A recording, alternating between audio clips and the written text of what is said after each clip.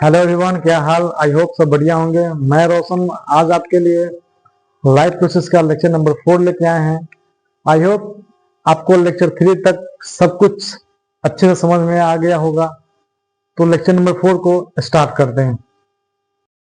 तो हम लोग न्यूट्रिशन के बारे में पढ़ लिए हुए हैं। उसके बाद हम लोग मोड ऑफ न्यूट्रिशन के बारे में कुछ कुछ पोर्शन पढ़ लिए हुए हैं। क्या क्या पढ़ लिए हुए हैं उसको देख लेते हैं। तो मोड ऑफ न्यूट्रिशन में क्या आएगा? ऑटोट्रॉपिक,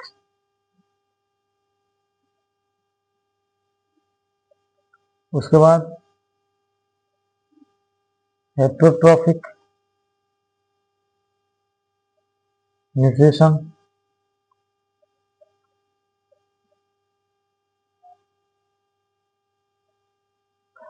उसके बाद ऑटोट्रॉपिक में क्या क्या आएगा? Photosynthesis and chemosynthesis.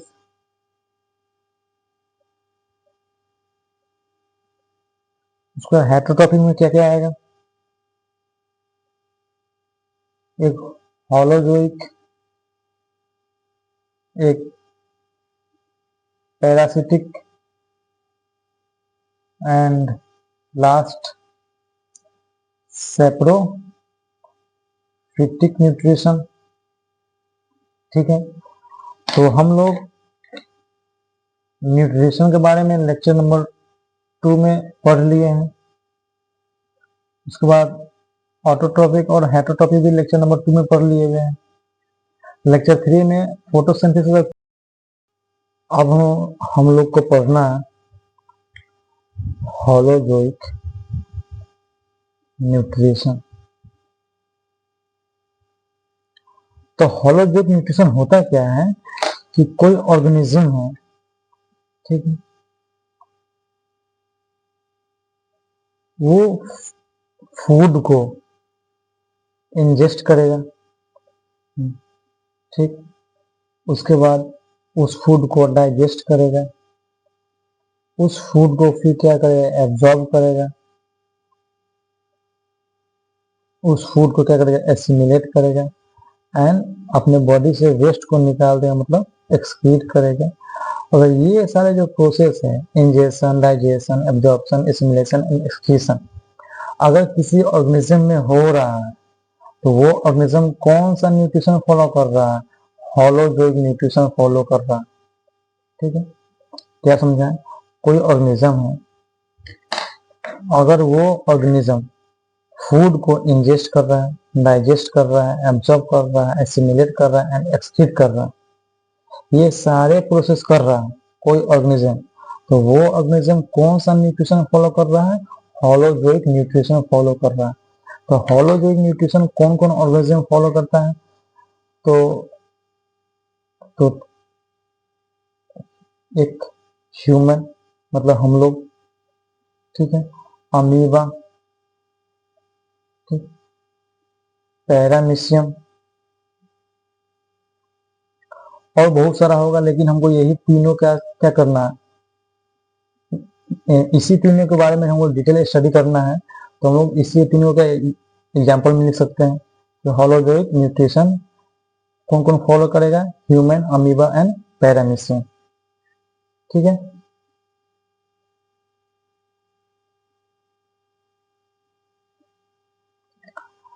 तो हम लोग सबसे पहले डिफिनेशन लिख लेते हैं। तो what is holozoic nutrition?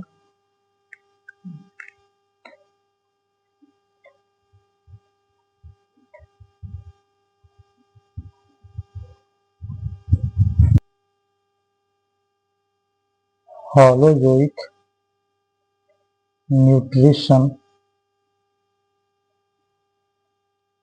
is a type of nutrition in which an organism ingest food। वो फूड क्या हो सकता है? सॉलिड, लिक्विड भी हो सकता है, ठीक, digest it internally and then absorb the nutrients। तो होलोजोग न्यूट्रिशन क्या है कि इसमें कोई ऑर्गेनिज्म होगा, वो फूड को क्या करेगा, इनटेक करेगा, मतलब इंजेस्ट करेगा। वो फूड सॉलिड और लिक्विड हो सकता है। उस फूड को फिर डाइजेस्ट करेगा इंटरनली, मतलब अपने अंदर। उसके बाद क्या होगा, जब फूड डाइजेस्ट हो जाएगा उसको हम लोग एब्जॉर्ब कर लेंगे। तो यही जो सारा प्रोसेस है वो क्या किसमें होगा, होलोजोइक न्यूट्रिशन, इसी का डेफिनेशन हो गया। ठीक है,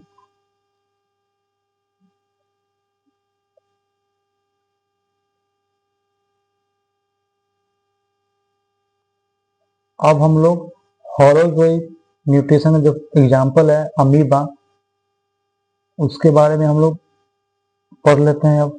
ठीक है, तो जो अमीबा है वो क्या है, यूनिसेलुलर है।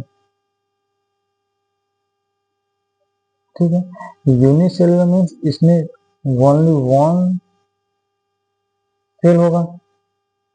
ठीक है, उसके बाद क्या है, ये एनिमल सेल है। ये क्या है, अमीबा क्या है, एनिमल है। ठीक है, तो एनिमल सेल बोल देंगे, कोई दिक्कत नहीं है। उसके बाद एनिमल सेल है तो इसमें सेल वॉल क्या होगा, प्रेजेंट नहीं होगा। इसमें क्या होगा, सेल मेम्ब्रेन प्रेजेंट होगा। ठीक है, तो इसमें सेल वॉल नहीं है, सेल मेम्ब्रेन है। तो सेल वॉल का फंक्शन क्या होता है उसको जान लेते हैं। तो सेल वॉल का फंक्शन होता है कि प्लांट सेल को, प्लांट का जो सेल है उसको शेप एंड साइज को प्रोवाइड करना है। ठीक है, लेकिन क्या है, जो एनिमल सेल है उसमें सिर्फ क्या होता है, सेल मेम्ब्रेन होता है, सेल वॉल नहीं होता है। तो सेल मेम्ब्रेन है तो क्या होगा, सेल जो होगा उसको शेप एंड साइज क्या होगा, प्रोवाइड नहीं कर पाएगा सेल मेम्ब्रेन, क्योंकि ये क्या होता है, ये फ्लेक्सिबल होता है। ठीक है, तो सेल वॉल क्या है, प्लांट सेल, प्लांट में जो सेल है उसको शेप एंड साइज प्रोवाइड करता है सेल वॉल। लेकिन सेल वॉल एनिमल में नहीं है, इसको एनिमल में क्या है, सेल मेम्ब्रेन है। Cell membrane fix shape and size provide नहीं करता, फ्लेक्सिबल है, फ्लेक्सिबल है सेल मेम्ब्रेन। ठीक, क्यों फ्लेक्सिबल है, क्योंकि ये मान लो एक सेल है। ठीक है, उसके अंदर न्यूक्लियस होगा, इसके बाहर सेल मेम्ब्रेन होगा, और इसके अंदर जेली लाइक सब्सटेंस फील्ड होगा। जेली लाइक सब्सटेंस क्या होगा, इसके अंदर फील होगा।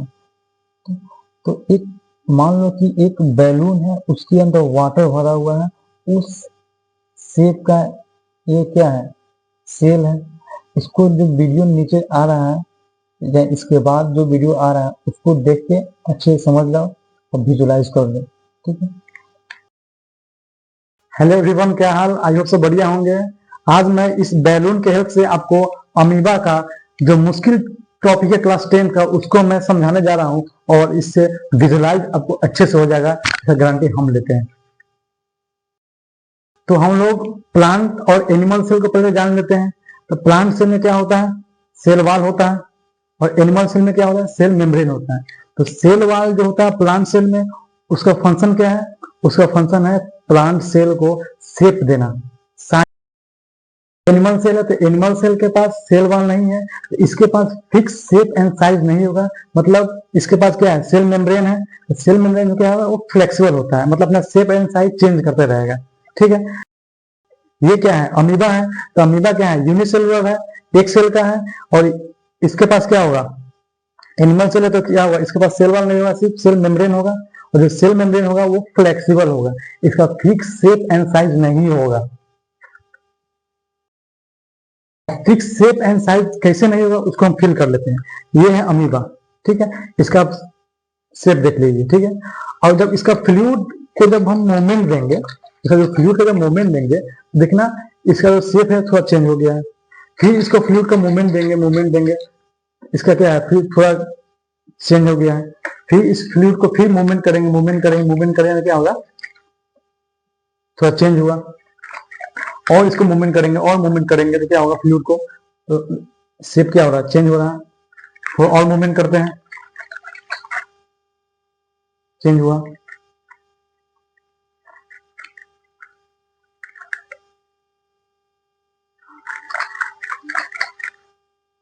चेंज हो रहा है। देखिए अब क्या है, शेप इसका क्या हुआ, चेंज हो रहा है।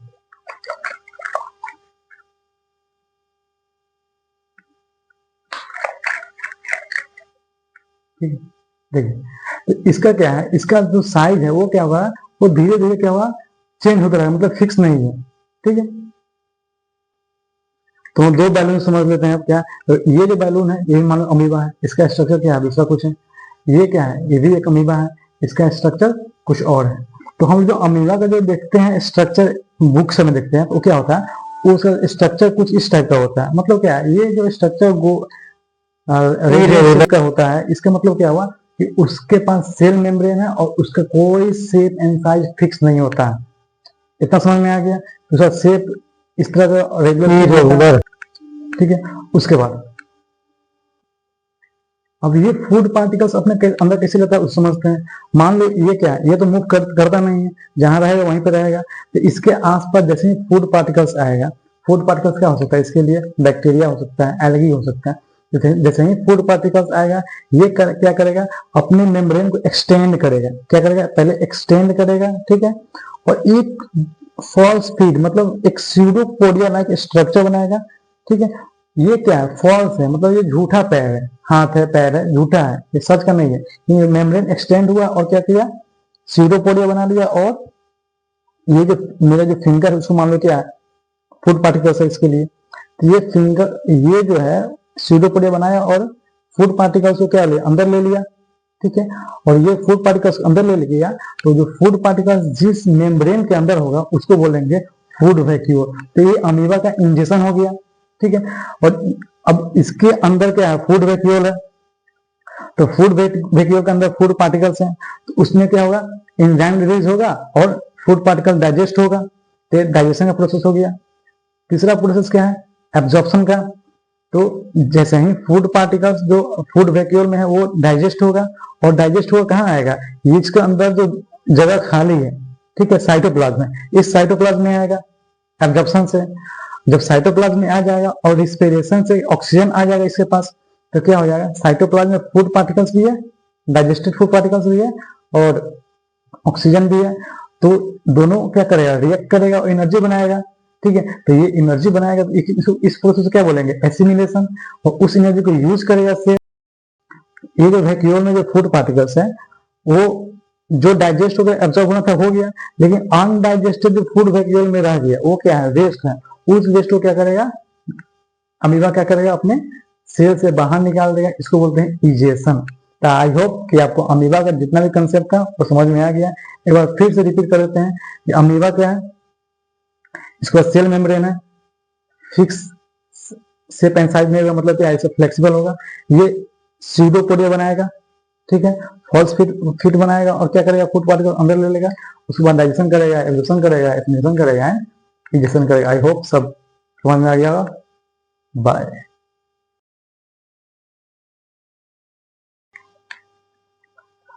तो वीडियो में यही समझ में आया होगा, ये सेल मेम्ब्रेन क्या है, फ्लेक्सिबल है। मतलब क्या है, इसका जो साइज है वो सेल मेम्ब्रेन का जो शेप है वो क्या करेगा, वेरी करेगा। मतलब क्या होगा, चेंज होता रहेगा। ठीक है, तो अमीबा का जो स्ट्रक्चर है कुछ इस प्रकार का होगा। मतलब क्या है, ये जो स्ट्रक्चर बता रहा है, क्या बता रहा है कि इसका जो आउटर बाउंड्री है मतलब क्या है, आउटर बाउंड्री मतलब सेल मेम्ब्रेन है, वो क्या है, फ्लेक्सिबल है, मतलब क्या कर सकता है, शेप और साइज क्या कर सकता है, वेरी मतलब चेंज करता रहेगा। ठीक है, तो ये अमीबा का स्ट्रक्चर है, ये घुमा घुमा सा अमीबा का स्ट्रक्चर है। तो ये अमीबा क्या करेगा, इसके पास तो चलने के लिए कुछ स्ट्रक्चर है नहीं कि चल के एक जगह से दूसरी जगह चल जाए, इसको एक ही जगह रहना है। ठीक है, और एक ही जगह रहना है तो इसको खाना चाहिए, तो खाना कहाँ से लेगा, जब चल नहीं पाएगा तो खाना कहाँ से लेगा। तो ये क्या करेगा, एक स्ट्रक्चर बना देगा, झूठा सा एक स्ट्रक्चर अपने बॉडी से बनाएगा। ठीक है, ये स्ट्रक्चर बना लेगा, इस स्ट्रक्चर को बोलेंगे स्यूडो स्यूडोपोडिया। ठीक है, तो स्यूडो में होता है फॉल्स, और पोडिया में होता है फिट, मतलब इसके पास झूठा हाथ होगा। ये जो हाथ है ये झूठा है, यहाँ कहाँ से आया है, ये सेल मेम्ब्रेन क्या हुआ है कि एक शेप बना दिया है, और क्या करेगा, झूठा सा सेल शेप बनाया है, और यहाँ पे क्या होगा, फूड पार्टिकल्स आएगा, तो ये शेप बना लेगा, सीडोपोडिया बना लेगा, और क्या करेगा, फूड पार्टिकल्स को अपने अंदर ले लेगा। ठीक है, ये क्या है, ये जो प्रोसेस है इसको बोलते हैं इंजेशन। तो इंजेशन क्या है,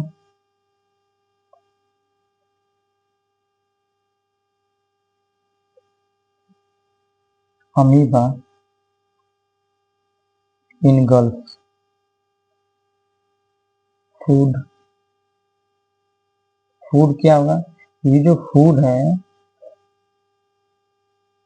वो फूड क्या हो सकता है, बैक्टीरिया या एल्गी। ठीक है, तो food like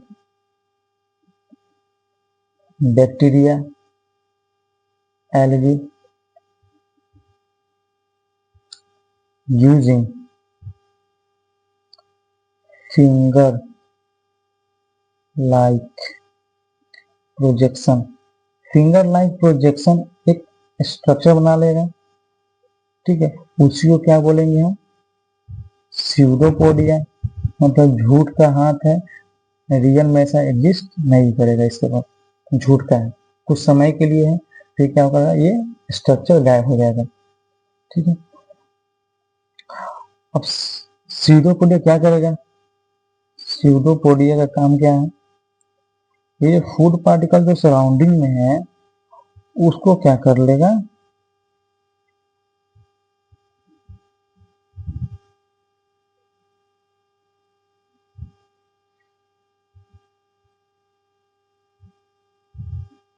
and form a food vacuole inside the cytoplasm. तो ये जो स्यूडोपोडिया है वो क्या करेगा, फूड पार्टिकल्स को पकड़ लेगा और अपने जो साइटोप्लाज्म है उसके अंदर भेज देगा। ठीक है, और ये जो फूड जिस स्ट्रक्चर में है, ये जो फूड जिस स्ट्रक्चर में होगा उसको क्या नाम दे देंगे, फूड वैक्यूल। उसको क्या नाम दे दिया हुआ है यहाँ पे, फूड वैक्यूल। ठीक है, उसके बाद ये अमीबा है, यहाँ पे क्या है, फूड पार्टिकल्स है। ठीक है, और जो फूड पार्टिकल्स है इस स्ट्रक्चर को क्या बोल देंगे, फूड वैक्यूल बोल देंगे। ठीक है, तो इस वैक्यूल, फूड वैक्यूल के अंदर फूड है, तो डाइजेशन होने के लिए जो एंजाइम जो रिलीज होगा वो कहाँ होगा, फूड वैक्यूल में रिलीज होगा एंजाइम, और यहीं पे क्या होगा, डाइजेशन होगा। तो दूसरा पॉइंट जो डाइजेशन है उसको क्या लिखेंगे, enzyme are secreted into food vacuole. ये जो फूड वैक्यूल में जो फूड है उसी में क्या होगा, एंजाइम रिलीज होगा, और यहीं पे क्या होगा, डाइजेशन होगा, ठीक है। उसके बाद क्या है, दीज एंजाइम, ये जो एंजाइम इसके अंदर जो रिलीज हो रहा है, these enzyme break down complex, ये जो फूड पार्टिकल्स है ये कॉम्प्लेक्स है, इसको सिंपलर फॉर्म में क्या होगा, ब्रेक डाउन करेगा, complex substance into simpler soluble forms. ये जो फूड पार्टिकल इसमें क्या होगा, फूड वैक्यूल है, इसमें एंजाइम रिलीज होगा, ये एंजाइम क्या करेगा, जिसमें फूड है उसको डाइजेस्ट करेगा, एंड डाइजेस्ट करने का मतलब क्या है, कॉम्प्लेक्स जो सब्सटेंस है उसको सिंपलर सॉल्यूबल फॉर्म में क्या करेगा, उसको ब्रेक डाउन कर देगा। ये हो गया क्या, अमीबा में डाइजेशन हो गया। उसके बाद क्या होगा, ये जो डाइजेशन हो गया है इसको अब क्या करना है, एब्जॉर्ब करना है। तो ये मान लो क्या है, अमीबा का क्या है स्ट्रक्चर है, यहाँ पे क्या है फूड वैक्यूल है, यहाँ पे जो फूड पार्टिकल्स है वो क्या डाइजेस्ट हो चुका है, इसको एब्जॉर्ब होना है। तो ये फूड पार्टिकल्स कहाँ आएगा, सॉरी, ये जो डाइजेस्टेड फूड है वो कहाँ आएगा, साइटोप्लाज्म में। ये क्या है साइटोप्लाज्म, ठीक है। तो ये जो डाइजेस्टेड फूड है अब कहाँ एब्जॉर्ब हो जाएगा, साइटोप्लाज्म में। तो हम थर्ड पॉइंट क्या लिखेंगे, एब्जॉर्प्शन।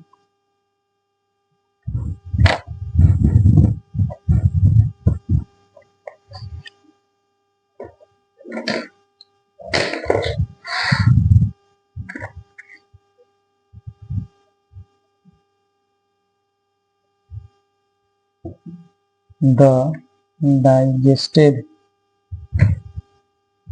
न्यूट्रिएंट्स बोल दे या फूड बोल दो,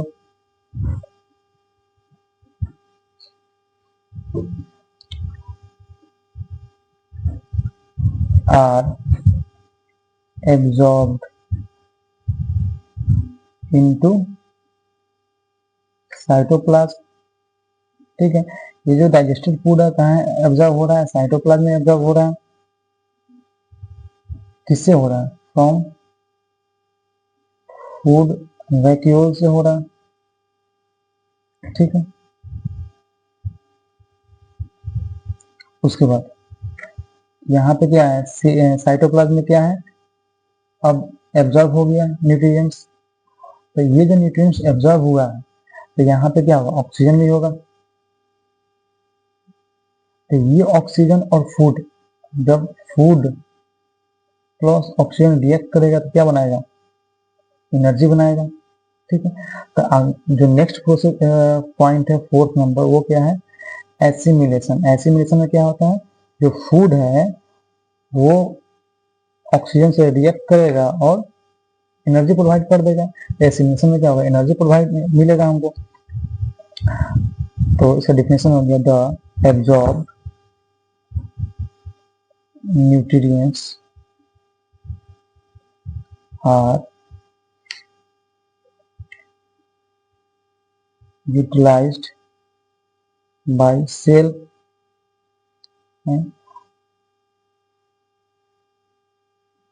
उसके बाद क्या है, सेल इसको यूटिलाइज करेगा और क्या है, एनर्जी इज रिलीज्ड। क्या होगा यहाँ पे, क्या होगा, एनर्जी रिलीज होगा, ठीक है। कब होगा, ड्यूरिंग रिस्पायरेशन, जब सांस लेंगे रिस्पायर करेंगे तो यहाँ क्या आएगा, ऑक्सीजन आएगा रिस्पायरेशन से, और जब ऑक्सीजन आएगा तो ये फूड के साथ रिएक्ट करेगा और क्या बना देगा, एनर्जी बना देगा ड्यूरिंग रिस्पायरेशन। ये सब बेसिक चीज है, हम लोग लेक्चर 1 और 2 में ही पढ़ लिए हुए हैं ये सब प्रोसेस, ठीक है। तो एसिमिलेशन में क्या होता है, एनर्जी रिलीज होता है, ठीक है।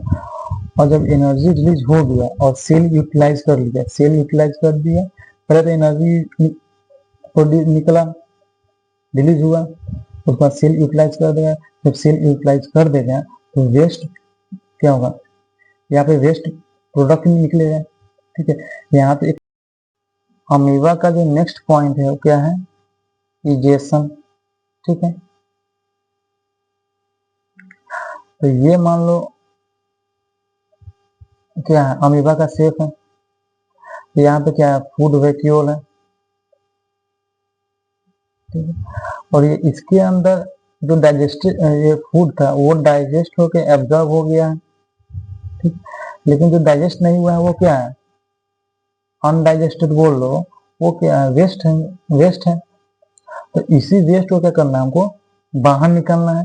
तो इजेशन का डेफिनेशन क्या हो जाएगा, the undigested material is removed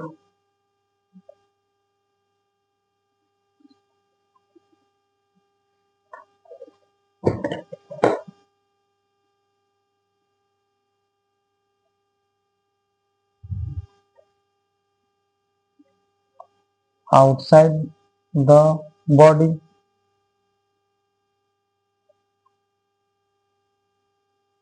तो हम लोग क्या पढ़े हैं कि इंजेक्शन में क्या है, फूड पार्टिकल्स का अमीबा अंदर लेता है, किसकी हेल्प से, स्यूडोपोडिया की हेल्प से, ठीक है। उसके बाद क्या करेगा, फूड वैक्यूल बना देगा। उसका डाइजेशन में क्या होगा, इसके अंदर फूड वैक्यूल वो डाइजेस्ट होगा, ठीक है। उसके बाद साइटोप्लाज्म में क्या हो जाएगा, एब्जॉर्ब हो जाएगा। और एब्जॉर्प्शन के बाद क्या होगा, एसिमिलेट मतलब यूज हो जाएगा, एनर्जी बनाएगा। और क्या होगा, इजेशन से क्या होगा, वेस्ट क्या होगा, बाहर निकल जाएगा। ये क्या ओवरऑल अमीबा का फुल डिटेल एक्सप्लेनेशन है। अब हम लोग पैरामीशियम के बारे में पढ़ते हैं। तो जो पैरामीशियम है वो भी क्या है, यूनिसेलुलर ऑर्गेनिज्म है। तो इसके पास, जो अमीबा के पास चलने के लिए कोई स्ट्रक्चर नहीं था, लेकिन इसके पास चलने के लिए एक सीलिया लाइक स्ट्रक्चर है बॉडी के आउटर बाउंड्री में, वही हेल्प करेगा पैरामीशियम के मूवमेंट में, ठीक है। तो एक स्ट्रक्चर देख लेते हैं। ये जो स्ट्रक्चर है वो किसका है, पैरामीशियम का है। इसके आउटर बाउंड्री पे क्या है, आउटर बाउंड्री पे सीलिया है, यही मूवमेंट में हेल्प करेगा पैरामीशियम को। ये बकल कैविटी है, जिसे फूड पार्टिकल्स अंदर आएगा, जैसे फूड पार्टिकल अंदर आएगा ये क्या बना लेगा, फूड वैक्यूल बना लेगा, ठीक है। और इसमें क्या होगा, डाइजेशन होगा। जब डाइजेशन हो जाएगा तो अंदर क्या होगा, एब्जॉर्प्शन होगा। जब एब्जॉर्प्शन हो जाएगा तो इसके अंदर क्या है, ऑक्सीजन है ही रिस्पायरेशन से, उसके बाद यूज होगा, एनर्जी बनाएगा, एसिमिलेशन हो जाएगा। और जो यहाँ जो वेस्ट है वो क्या हो जाएगा, इजेशन हो जाएगा। तो हम लोग अब पैरामीशियम का जो फर्स्ट पॉइंट है इजेशन, उसको हम लोग पढ़ लेते हैं।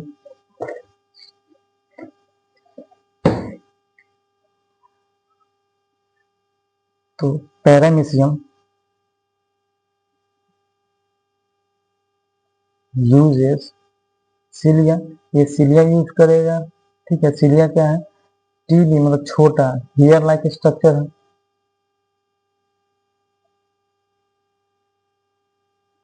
ठीक है। ये क्या करेगा, सीलिया टू इनगल्फ किसको, food into its oral group बोल दो या बकल कैविटी बोल दो, उसके अंदर क्या करेगा, फूड पार्टिकल को इनगल्फ करवाएगा। ये क्या हो जाएगा, इंजेक्शन हो जाएगा। जो फूड पार्टिकल इनगल्फ हुआ है तो ये क्या बना लेगा, एक स्ट्रक्चर बना लेगा, क्या बना लेगा, फूड वैक्यूल बना लेगा, ठीक है। इसी के अंदर फूड है तो फूड क्या होगा, डाइजेशन होगा। तो दूसरा पॉइंट क्या है, डाइजेशन। तो डाइजेशन में क्या होगा, इसमें एंजाइम रिलीज होगा और कॉम्प्लेक्स सब्सटेंस को सिंपल सॉल्युबल सब्सटेंस में क्या करेगा, ब्रेक डाउन कर देगा। तो digestive enzyme from the cytoplasm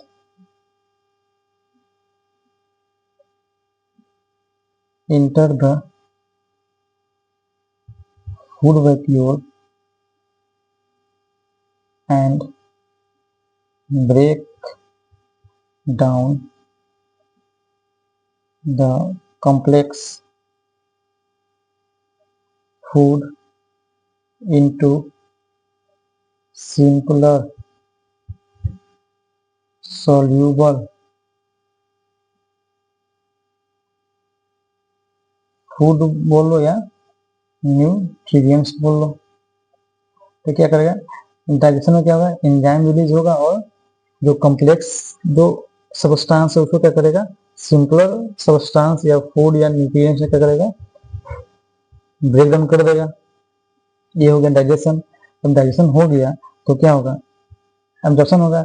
यहाँ से क्या निकलेगा, साइटोप्लाज्म से क्या होगा, साइटोप्लाज्म में जो डाइजेस्टेड फूड है वो क्या एब्जॉर्ब हो जाएगा।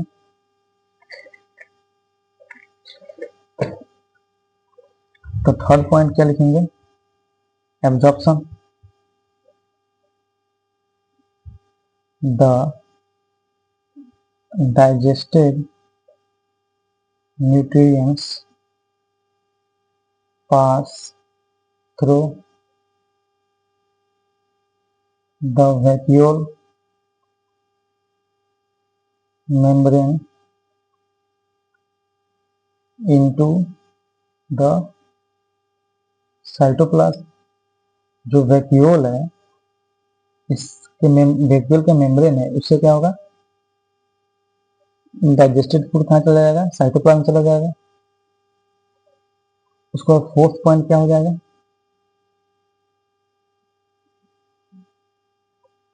एसिमिलेशन। ठीक है, एसिमिलेशन में क्या होता है, जो साइटोप्लाज्म में जो डाइजेस्टेड फूड गया है वहां पे रिस्पायरेशन से ऑक्सीजन आएगा, फिर फूड ऑक्सीजन रिएक्ट करेगा और क्या बना लेगा, एनर्जी बना लेगा। इस एनर्जी को सेल यूटिलाइज करेगा। तो एसिमिलेशन में क्या लिख सकते हैं, the absorbed food is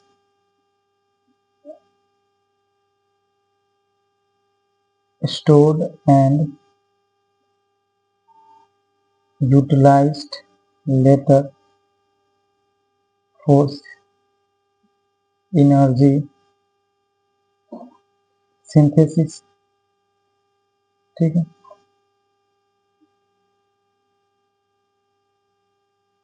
so fifth point क्या है, इजेशन। इजेशन में क्या होगा, जो अनडाइजेस्टेड फूड होगा वो क्या करेगा, वो एनल पोर से क्या होगा, एक्सक्रीट हो जाएगा। The undigested material is moved through anal pore. ये एनल पोर से क्या होगा, मूव कर जाएगा। तो पैरामीशन क्या है, इंजेक्शन। इसके बाद सीलिया है, सीलिया से मूव करेगा और ओरल ग्रुप से क्या करेगा, फूड पार्टिकल्स को इंगल्फ कर लेगा, इंगल्फ करेगा, फूड वैक्यूल बनाएगा। उस वैक्यूल में फूड है तो डाइजेशन में क्या होगा, एंजाइम रिलीज होगा और ये फूड पार्टिकल्स क्या होगा, डाइजेस्ट होगा। उसके बाद डाइजेस्टेड फूड क्या होगा, साइटोप्लाज्म में आएगा। तो एब्जॉर्प्शन हो गया। जो एब्जॉर्प्शन में जो यहाँ पे फूड पार्टिकल्स है, यहाँ पे रिस्पायरेशन ऑक्सीजन है, ये रिएक्ट करेगा, फिर एनर्जी बनाएगा और एनर्जी बनाएगा और जो वेस्ट जो प्रोड्यूस होगा वो क्या होगा, इंजेक्शन से क्या होगा, बाहर निकल जाएगा। ठीक है, तो ये ओवरऑल पैरामीशियम और अमीबा के बारे में था ये लेक्चर। ये लेक्चर यहीं तक खत्म होता है। आई होप कि आपको सारा चीज समझ में आ गया होगा। और कोई चीज डाउट है तो आप कमेंट करें कि हमको इस पोर्शन में डाउट है, उसको हम कल अगले लेक्चर में क्या करेंगे, उसको क्लियर कर देंगे। Thank you so much.